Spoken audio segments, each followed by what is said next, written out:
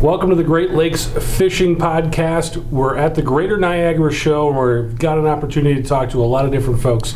Today we're talking to Russell Gahagan from the Reel Shot Sheboygan. Russell, thanks for joining the show. Yeah, thank you for having me. Russell, we wanted to talk to you about a number of things today, but let's start with custom tackle. That's something that you're well known for. Tell me how you got started in doing that. Well, I've been a avid salmon fisherman my whole life. My dad's been a charter captain for 38 years, so kind of grew up in the business, being a first mate. Always was competitive, wanted to catch more fish than the other boats. So one of the things we used to do when I was a kid a lot was tinker with spoons and things like that, putting our own tapes on them and things to try and have something different, have an advantage over the other guys.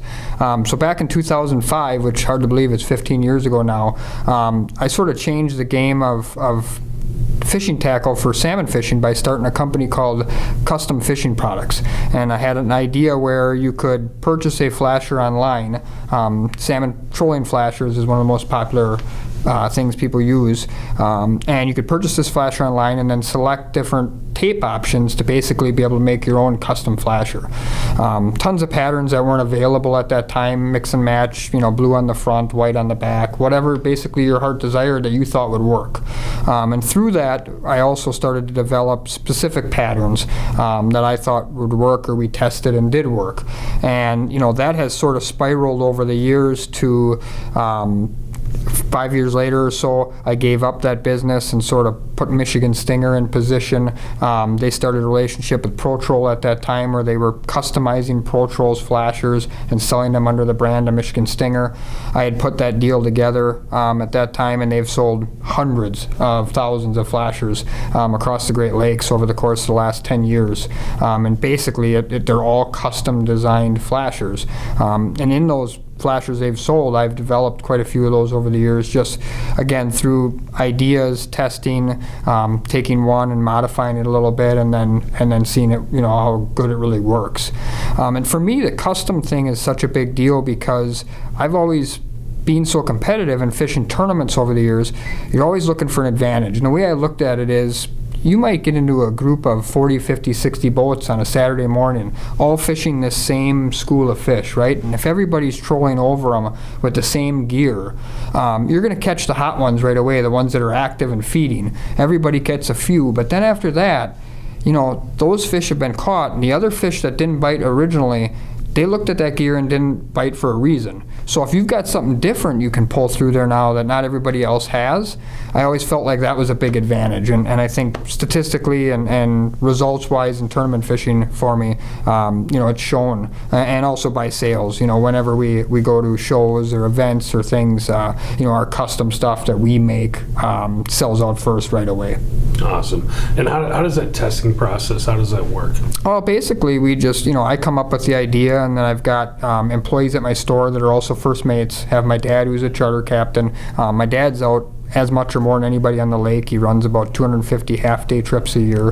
That's a 5-hour charter. So he's out, 250 times. So, I get those guys some samples of something that I dream up, or for that matter, some of the patterns the guys dreamed up in the shop. They took that blank flasher and, put some tape on it and said this looks good, went and ran it, and it worked. And then, we throw a name on it and start running it and selling it. And I can't tell you, over the course of time, how many hundreds of patterns we developed in that store in Sheboygan. And every year the manufacturers, some of the most popular manufacturers like Stinger and Dreamweaver and Pro King, they'll come out with 3-4 new colors, and if you pay attention, every year 1 or 2 of those, or sometimes 3, will be our custom from the year before. We had it as a custom, now they make it a stock color, and that's been a continuing trend, which just proves that the stuff we're making is good stuff. What happens if it doesn't work? Well, there's going to be a percentage of that. Yeah, no, there is. So if we test it and it doesn't work, well, then we just never make it in production. If it worked for us in testing and then it doesn't work overall, it's like anything else, right? A guy will buy 6 colors and maybe 4 of them are great, 2 of them, they don't see the light of day after a trip or 2. But the good news is, unlike a lot of things or a lot of companies or whatever, we really do test it. So I don't put anything I don't send any ideas to a manufacturer, and or if it's a product we're making in-house, we don't even make it for public sale unless I'm confident it's going to sell and work. So that's the biggest advantage. We're not going to hand anything to the customer that we really don't truly believe is going to be good. Awesome. When you're out there, you're testing this new stuff out. How rewarding is it for you to build these things and have them catch fish? Unbelievable. Probably one of the most things I'm the most proud of in this industry is whenever I go to a show or an event around the salmon fishing world, people from all over will walk up to me. Saw 3 people at the casino buffet last night. I mean, they'll walk up to me and shake my hand and say, I can't tell you how many fish you've helped me caught with your online videos or your custom baits or whatever. I have no idea how many fish we've been responsible for putting in the cooler with different designs and things we've done, but it's a lot, and I'm really happy that we've been able to do that, and a lot of guys are catching fish and enjoying fishing maybe a little bit more because we've been putting that work in to do that. What are some things you're looking for when you're coming up with your designs? What's that process like to build a design? So the big thing is, you go on the trend. So, about 5-6 years ago, we figured out this new tape called UV tape worked. So then we ran with it, and we started doing tons of patterns with this different kinds of UV tape on flashers, on spoons. And basically, what I try to do generally is take something that's really good and then tweak it to make another version of it. Because sometimes they want green, sometimes they want yellow, sometimes they want blue. But if you can figure out an overall concept and then make it in green, blue, and yellow, that's been successful for me. So, I'll just give you an example. A bait that we've made in a couple different companies is called a Chin Music. We've made that in green and yellow and blue, and we've sold, and it's done real well in green and yellow and blue. And sometimes it's the green one, sometimes it's the blue one that they want. But that's really where I think we've figured out something there where, we take something that's really good and then we tweak it a little bit to make 3-4 different versions of it. And all of them are really, really good. Because if you go too, off the wall, then most of the time it's not real good. Mm-hmm. What's your process? How many of these do you make every year? How many new designs do you come out with? So what I try to usually do is come out with, at the beginning of the year, we'll come out with ones that we've tested last year, usually somewhere between 6 and 10 total patterns, and that might be spread apart between spoons and flashers and flies. And then through the year, we'll probably do another 6 to 12. So about 2 dozen maybe over the course of a season, spread out between spoons, flies, and flashers. And a lot of times the spoons and flashers might correlate too. We might make it in a spoon and a flasher because they fish similar.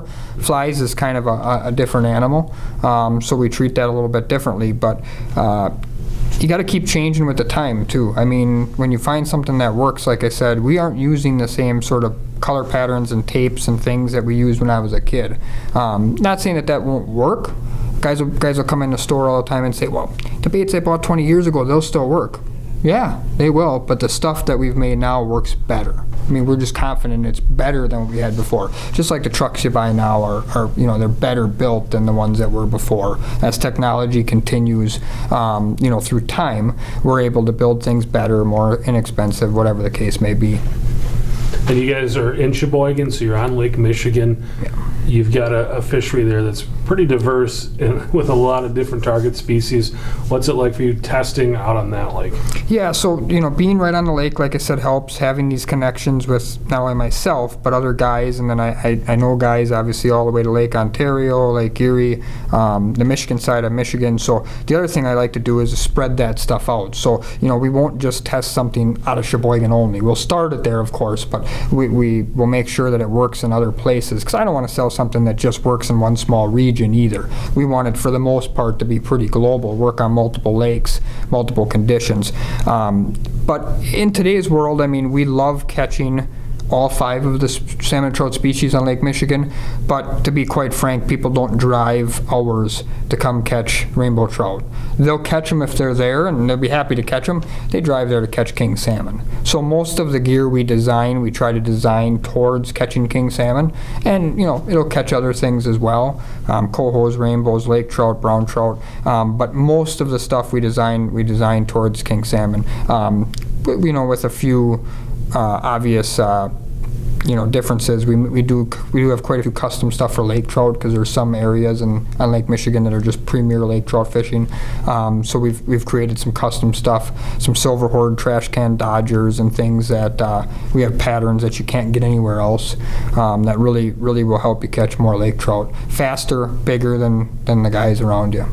I want to talk to you about tournament angling, but before we do that, is there something about this custom stuff that I haven't asked you about that you want to touch on? Well, I think the biggest thing for people to understand is, the guys maybe that are buying from us really do know and understand that it makes a big difference.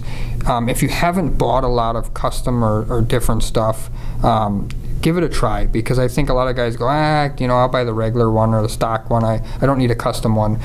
There's a reason why custom crankbaits have gotten to be as big as they are. I mean, anybody that fishes in the walleye industry knows that you go to any show now or on the internet and there's hundreds of painters, thousands of different colors, and everybody's buying them, and it's not because they don't catch more fish than the other stuff. If they didn't, the guys wouldn't pay more money for it.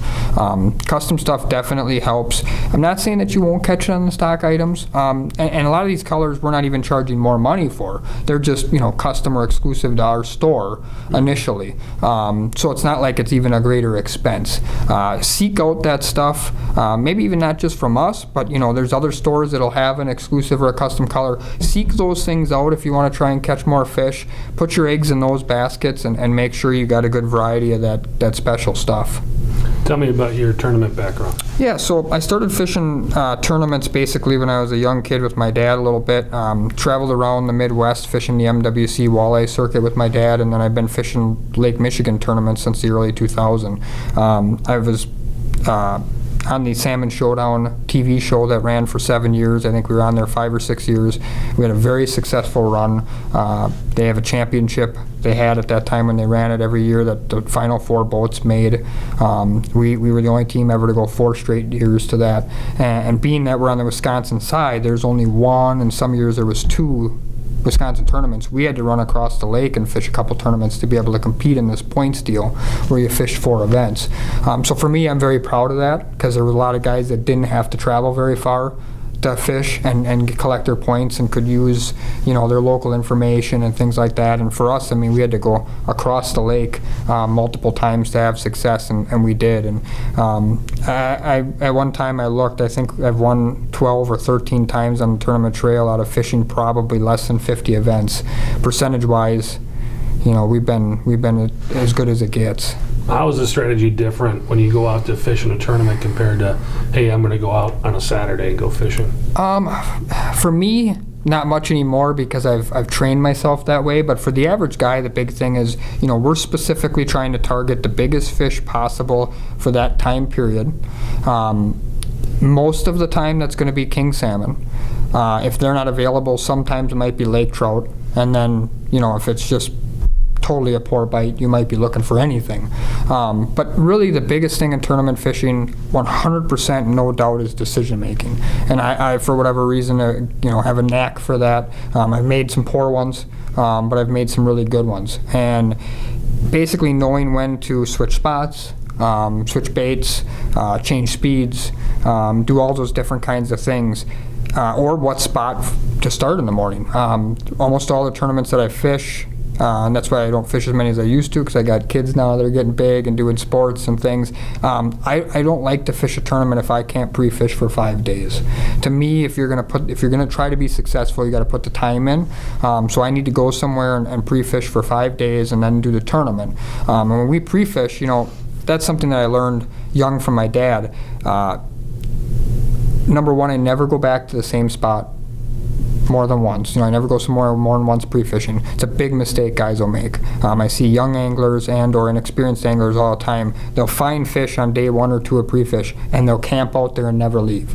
Well, every fish that you catch prior to that tournament, more than likely you're never going to see in that tournament. You're just plucking them out. Not only are you plucking them out and not going to see them in the tournament, but you're catching them on your gear that you probably would have caught. That exact bait, that exact color, that exact speed, it liked it. So that was always a big thing for me. We never went back to the same spot in pre-fishing, which makes the decisions hard, because if day 2 you find a magical spot, you now fish 3 more days, and you got to make that decision. Did the conditions change? Are those fish gone? Are they there? That's a very, very tough thing, but I think over the course of time, it's been very good to me because we've saved really good spots without pulling a lot of fish out of them. And I wasn't afraid to catch a couple and leave either. It wasn't like we'd camp out there all day and pull 20 fish out of it. So that definitely is a big thing. The other thing is whenever I go to a new area, or for that matter, an area that it's not my local spot, you can do so much of your homework nowadays before you even leave. And that was my thing. So I'd spend a lot of time, the week or two prior to the event, searching the internet, looking at fish reports, fishing forums, Facebook, whatever tool you can use, call the local bait shops, pull out all the stops to try to get every piece of information I could before I got there. Not so much so I'd have a perceived notion of how to fish, but just an understanding of what's going on, what's being caught, what is the size that's being caught, what is the general area guys are fishing, because those answer a bunch of questions for me. If the guys say, yeah, there's quite a bit of king salmon being caught, the average size is 15 pounds, I know when I get there, I better look for king salmon because they're abundant, and we're looking for 15 plus pounders. So now you got kind of an idea when you do find a spot, how good is this spot? If you don't have any idea how good the fishing is for anybody else, it's really hard to gauge. Am I the only guy cracking them? Usually not, but am I? Did I find a magical spot, or is everybody else getting them too? So, how has tournament fishing made your everyday fishing now better? Probably hurts it a little bit because, as I said before, I have a problem turning the heat down now. I go out every morning or every time I go out in the morning or afternoon, and I automatically want to catch the most, the biggest, yada yada. But the biggest thing is that drive to never accept less than the best I can do. Sometimes the best I can do is middle of the pack. That couple of years we have an event in Sheboygan called the Sheboygan Salmon Cup. I won it. I think first 4 years we had it. Then I had a couple tough years, and then I won it a couple of years ago, and then I won it this year. So I won it 6 times out of 11. But that goes to show you, 4 times in a row we dominated that thing. And then I went 3-4 years, third, fourth, second, sixth, we got beat, and we got beat pretty good. And then, then I sort of had a couple of years again where it was good and made the right decisions and went to the right spot. This particular year, literally one decision was the difference in the tournament. Everybody was struggling. We made a decision to slide in a little bit just on a hunch. Everybody was working the same area. I wanted to get out of the traffic a little bit. Knew a couple guys had sort of trolled towards the harbor at the end of their charters and gotten a bite or two, and I decided to get out of the traffic and work that area that hadn't been worked yet, and we were able to pull a couple of fish that made all the difference. What do you think happened the 4 years that you didn't win? I think 2 things. Number one, when you have a lot of success, you tend to not want to do things that got you there. We got stuck in a little bit of a rut. We thought we no matter what we did, it would be right type of thing. You got to stay sharp. But then second of all, it is so hard to win a tournament. I don't care if it's bass, walleye, salmon, whatever. The competition level's high. And when you're me, I've over the course of the last 10 years, especially with the store, I've shared everything. I don't know anything in my brain for salmon fishing that I haven't shared over the internet, seminars. So the skill level of the local guys and even the guys that watch my YouTube videos or whatever has gone from here to way up here, so that the competition got sharper. Because when I won that first Salmon Cup back in 2010, we had just opened the store. I was probably better than most of those other guys significantly. I'd been fishing at tournaments a long time. I developed a lot of this new stuff, custom lures, different things. I was way ahead of the curve. Well, we won a few times, shared all this information. Those guys bought all this gear from me, and they caught up. And all of a sudden, they were there. They were right there. They were as good as I was. So now it becomes, there's no advantage. You're not the golfer hitting at 350 off the tee and everybody else is hitting at 300. Everybody's hitting at 350 now. So now you got to be sharp. You got to put it in the fairway, and you can't miss your putts. And that's what happened. So we hit a point there where there was a little more luck involved because everybody was on an equal playing field. And then I think these last few years again, I've developed a few things. A few concepts which I have shared, but I developed them, and that's made the difference for us because we've been able to kind of get ahead of that curve again. You say we. How did you build your team? Well, I've gone through a couple different teams over the course of time, and mainly just because life, like I said, now I'm kind of part-time tournament guy. I started fishing with relatives, my cousins. We had great success. Then he got his own boat, and I started fishing with a group of all captains.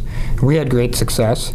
And then we split into a couple of teams, and I fished with a mix of family and good fishermen. We had success, and then just last year, my business partner and myself and my daughter, who actually has fished the entire time with me since she's been 4, she's 11 now. She's been on the cover of the Tournament Trail magazine and stuff. I mean, she is a fisherman. She's fished me the entire time. So she fished this last year with me, my business partner, and just a friend. So it was just 4 of us. And that's not easy. You start getting a couple of fish on at a time. I think we had a couple of doubles, and you got somebody steering the boat in boat traffic. You got an 11-year-old on the rod. You got me or the other gentleman on the rod and somebody on the net. There's a lot going on back there, but I would take her any chance I got against anybody. She's solid, and she loves it too. So that's what's important. What goes into a good teammate for tournament angling? You got to know your role. There's definitely roles, right? So, I will say since the beginning, I've sort of been the captain, so to say, as decision maker. Having a good team is guys that understand their role, they're happy with their role, just like any team, basketball, football, whatever, and they do their best at their role. You start getting guys that all want to do the same thing, that's when you have issues. So like this last year, this team we had, Jim, who owned the boat and drove the boat, his job was to keep us on the fish. He did a phenomenal job. Didn't worry about anything we did on the back deck. Lily, my daughter, she reels the fish in. That's what her job is. She does a great job. I make the decisions on what we're going to do, where we're going to go, where we're going to put stuff. And my buddy Matt that fished with us, he was basically the second hand. He made sure everything was where it was supposed to be. He did a great job organizing stuff. So when we'd make a decision to switch something or do something different, it was right here, grab it in the water. And that's something I didn't mention before in tournament fishing that's really important is just being prepared. Not only do you do your homework ahead of time, but have all your stuff ready, have it in good shape, have it accessible. When you have an 8-hour period, 5 minutes is a long time. It doesn't seem like it, but it makes a big difference. If you can get that rod, you're going to switch a rod out, switch a bait out. If you can do that 5 minutes quicker somehow, that 5 minutes can be the difference between a fish and not a fish. Over the course of 20 years of fishing tournaments, 25 years, whatever it's been, 5 or 10 times we've caught our winning fish in the last 15 minutes. If we would have bummed one of those 5 minutes earlier or 5 minutes before that, screwing around doing something else, we don't get that fish with time to go. Sure. There's something I haven't asked you about tournament angling that you want to get into? I would say the biggest thing I want to really stress to people is if you want to become a better angler, I think tournaments is one of the best ways to do that. And there's all levels of tournaments. You can fish an amateur side, a pro side, a derby. I'm not saying you have to go in and spend $1,000 entry tournament to begin with, but tournaments definitely push passion, push drive. Nobody likes coming in getting beat. And that's what drove me the worst. Like I said before, and I mean it, I've had a lot of success, but I've lost a lot too, more than I've won. As I said before, I've won 13, 14 times, whatever it is, fished 40-some tournaments on just the tournament trail. So we've lost more than we've won by quite a bit. So to do that, it sends you to a new level, which makes you pay attention to things you don't pay attention to. It makes you push that drive, that want, that will more than you did before, put more energy and effort into it, and naturally you're just going to become way better at what you're trying to be good at than you would if you didn't have that driving force. I think it also, just being around all these people and seeing how everyone else does things really helps a lot too. I've fished a few ice fishing tournaments, and just seeing how everyone else sets up their gear and how everybody does things, it makes you just more efficient and makes you better. Absolutely. And I was going to say, one of the things my dad, when we fished the Masters Walleye Circuit when I was a kid, and 12 to 16, 18 years old, he used to call me the sponge, because when we'd get in at the end of the day, we'd go to the hotel, there'd be 30 guys there, 40 guys there, whatever, at that same hotel as us, and he'd go in and whatever, watch TV, relax, and I'd bounce from boat to boat, and they're not going to tell me anything serious, but I was a kid, and once in a while they'd give me a good tip or a good piece of information, and that's sort of always been my thing. Is I've never been the type of guy that was like, I'm pretty good, I don't need any help. I'll take it from anybody, even today. If somebody's willing to tell me something or share something with me or suggest something, I absolutely will take that to heart.